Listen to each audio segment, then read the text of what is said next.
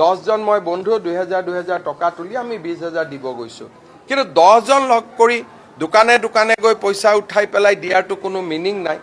সি আমাৰ অসমৰ বদনাম মানে গতিকে মই এটাই অনুৰোধ কৰিম ৰাইজক যে ডেফিনেটলি বান সাহায্য দিব লাগে দিয়াটো ভাল কিন্তু নিজৰ পইচাৰে দিয়ক বেলেগৰ পৰা পইচা কালেকশ্যন কৰি দিলে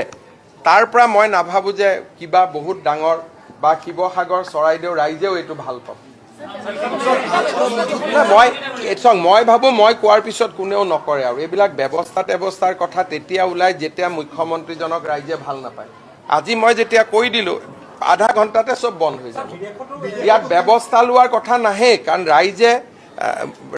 এইটো সমৰ্থন কৰা মুখ্যমন্ত্ৰী এজন আছো গতিকে ব্যৱস্থা কিয় ল'ব লাগে মই আপোনালোকক নহলেতো মই টিভিত কথাই নকওঁ এইটো কথা ক'বৰ কাৰণে ৰখিলো মই ক'লো আপোনালোকে উলিয়াই দিব আজিৰ পৰা নিজে নিজে বন্ধ হৈ যাব ৰাইজে মোৰ কথা নিজে শুনিব চক মই এটা কথা কওঁ যে মানে মইতো দিল্লীৰ পৰাই টকা খুদিব দিগদাৰি পাওঁ লণ্ডনৰ পৰাতো বেলেগ কথা মইতো সদায় চাওঁ যে মোৰ মানুহখিনিক মই কেনেকৈ সহায় কৰিব পাৰোঁ মইতো কাৰো ওচৰতে হাত পতাৰ মই পক্ষপাতি নহয় লণ্ডনটো দূৰৰ কথা মই কোনোবাই নিজে দিলে দিছে মই হাত পতাৰ পক্ষপাতি নহয় কাৰণ মই ভাবোঁ মোৰ এইখিনি আত্মবিশ্বাস আছে যে বানাক্ৰান্ত ৰাইজক সহায় কৰাৰ কাৰণে আমি সক্ষম আৰু ইয়াত ৰাইজো সন্তুষ্ট যোৱা 4 দিন মই ঘূৰি আহিছোঁ এজন ৰাইজেও এটাও অভিযোগ দিয়া নাই আৰু ৰাইজে চৰকাৰখনৰ ওপৰত অগাধ বিশ্বাস ৰাখিছে সেইকাৰণে আমি ৰাইজক উপযুক্তভাৱে সহায় কৰিম লণ্ডনত গৈ হাত পতাৰো আমাৰ কোনো প্ৰয়োজন নাই আমেৰিকাত গৈ হাত পতাৰ প্ৰয়োজন নাই কিন্তু কোনোবাই যদি নিজে অসমৰ বানপানী দেখি টিভিত দেখি ইউটিউবত দেখি ফেচবুকত যদি কোনোবা নিজে দান কৰে তাত আমি বেয়া নাপাওঁ অসমৰ মানুহেও আমেৰিকাত ভূমিকম্প দেখিলে দান দিব পাৰে কিন্তু খুজিব নালাগে নিজে দিয়া কথাটো বেলেগ বানপানীৰ নামত সাহায্য উঠোৱাৰ প্ৰয়োজন নাই মই দেখিছোঁ যে বক্স লৈ আমি ৰাস্তাই ঘাটে পইচা তুলিছোঁ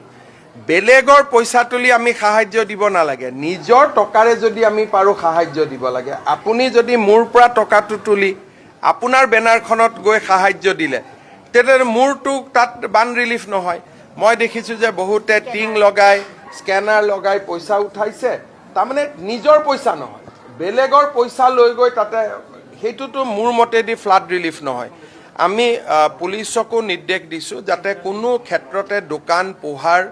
সাধাৰণ নাগৰিকৰ পৰা বলপূৰ্বকভাৱে ক'তো বান সাহায্য তোলা নহয় কাৰণ এতিয়া গোটেই পৰিৱেশটো চৰকাৰৰ নিয়ন্ত্ৰণত আহিছে তাত এতিয়া চৰকাৰে সকলো জেগাত যাব পাৰে প্ৰথম 7 দিনৰ কথাটো বেলেগ আছিল যে চৰকাৰ যাব নোৱাৰিছিল